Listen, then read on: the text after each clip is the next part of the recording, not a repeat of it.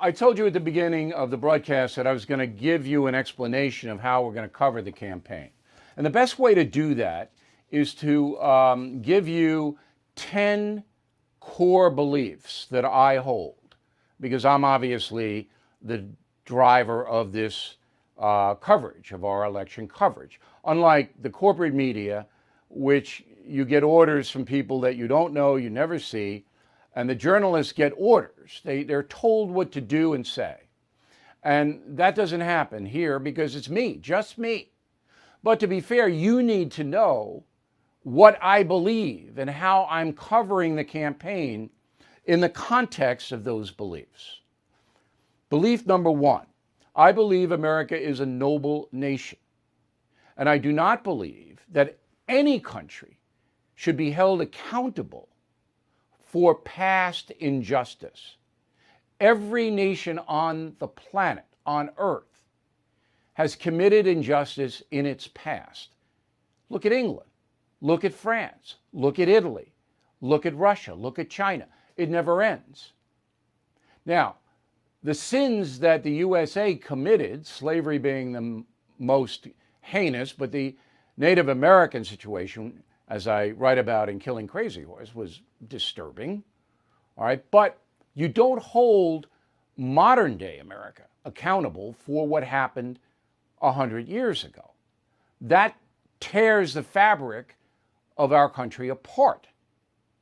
So that's number one. We're a noble nation. And all you have to do is look at all the Americans who were killed and all the money we've spent freeing billions of people all over the world. No nation on this earth is even close. And that's why we are an exceptional country and remain so. Number two, reforms are needed in the United States. First of all, police lethal force has to be standardized. There has to be a standard of when you use lethal force, and it has to be clear to the American public. Okay? The FBI should be involved with this, and training should go through the FBI standards. Not that everybody has to go to Quantico, Virginia, but there should be a manual. This is how you train police. This is what we do at the FBI.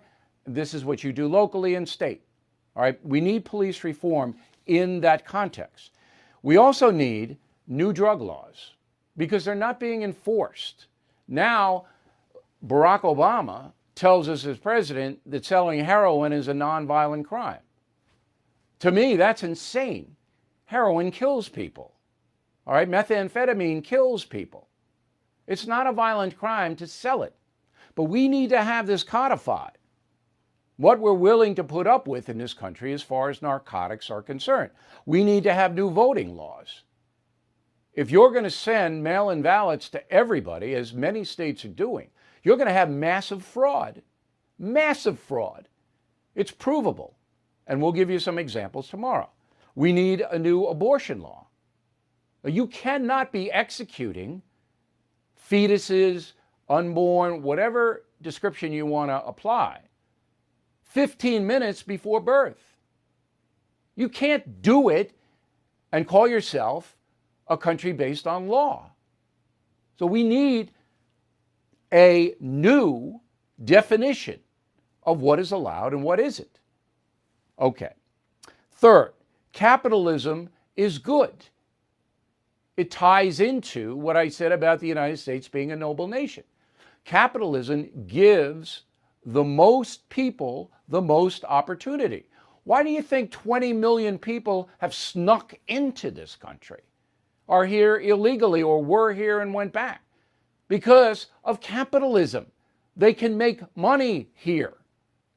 They can have a better life here economically. You can't do that in socialism. It's never been done. Okay? We also are a country of innovators who invented the airplane, who invented the light bulb, who invented everything, all the social media. We did. Why? Because you're rewarded economically when you do. The patent system. You don't have inventions coming out of Russia or China Let's see if they get the vaccine in China. You don't, because as soon as somebody invents something there, the government takes it away from them. So you don't have innovation there. So capitalism is a strength, not an exploitative weakness. Fourth, self-protection. We Americans have the absolute right to protect ourselves with firearms because the government and the law enforcement can't. They can't protect us. So we must protect ourselves with firearms within reason. Can't have a bazooka, you can't have a mortar or a surface-to-air missile. That's a public safety hazard. And I don't mind the debate over the clips and all. I don't mind that. But we have the right to protect ourselves here. So stop with this. Oh, it drives me crazy. I believe that the federal and state governments have to respect religious beliefs. If I believe that abortion is wrong, you can't, under the Constitution, take my money and pay for abortions for other people. You can't, or you violate the Constitution. The government cannot interfere with religious beliefs. You can't force someone to attend a gay wedding or help out. You can't if it goes against their religious beliefs. I'm happy to attend a gay wedding if I were invited. I'm happy to make a cake. I can't make a cake, but if I could, I would. All right? I don't want to hurt gay people. In my Christian belief, that's wrong. I want them to have the same access that everybody else has. But if someone else disagrees with me and their religious beliefs say, no, I can't participate, that has to be respected. All right, that's the first five. And I'm be interested to hear if my beliefs coincide with yours. And you can write me tomorrow. Bill@BillO'Reilly.com, Bill@BillO'Reilly.com. 6, I believe that the legal system has to stop the extortion, frivolous lawsuits, and defamation on social media. We've got to adopt the English system of civil litigation. Do you know? I'm sure you know. I mean, you can't turn on TV or radio without the lawyers going, hey, something happened to you. You come to us. And then we'll extort money, even if nothing happened to you, because we're not going to check it out. We're not going to check anything out. We're just going to write up a complaint, throw it out to the press, bang. And you can tear somebody to pieces, even if nothing ever happened.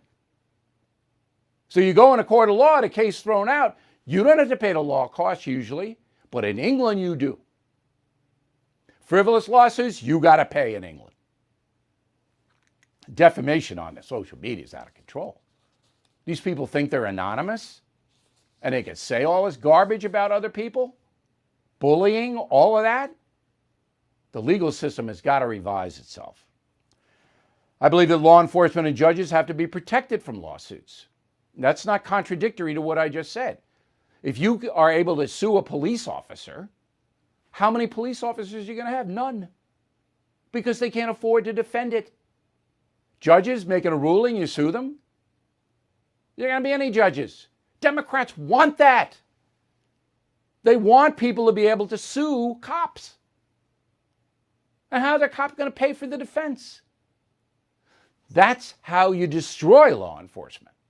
Nancy Pelosi she's villain number one in this. I believe all schools should have equal resources. So why should I, in an affluent suburb, send my kids to a school that has 10 times as many things as a poor school 5 miles away from me in Hempstead? It's not right. Federal government has to take over the public education system. Now, I know you're going, oh, this is crazy. Guidelines, and distribution of money, not running the day-to-day classrooms, although I would put every kid in a uniform. But now our education system isn't fair to the poor. They don't have the quality and the materials in the schools that the wealthy districts have. I believe in term limits. 6 years for Congress people, they serve 2 at a clip. That's 12. 2 terms for senators, they serve 6 years. That's 12. That's it. Bye after that. Give somebody else a chance. And finally, balanced budget. We got to stop the madness. All right? We owe $30 trillion in this country. You want to collapse the US dollar? That's what's going to happen. No more. You balance the budget, Congress. You say this is what we're going to spend, and this is how much tax revenue is coming in. And you can't seize private property because under capitalism, we believe in private property. Get your hands off it, Bernie Sanders and the Democratic Party. You have no right to take anything that I bought with after-tax dollars. You have no right to double tax me. That's my core belief system. That's how we're going to cover the election.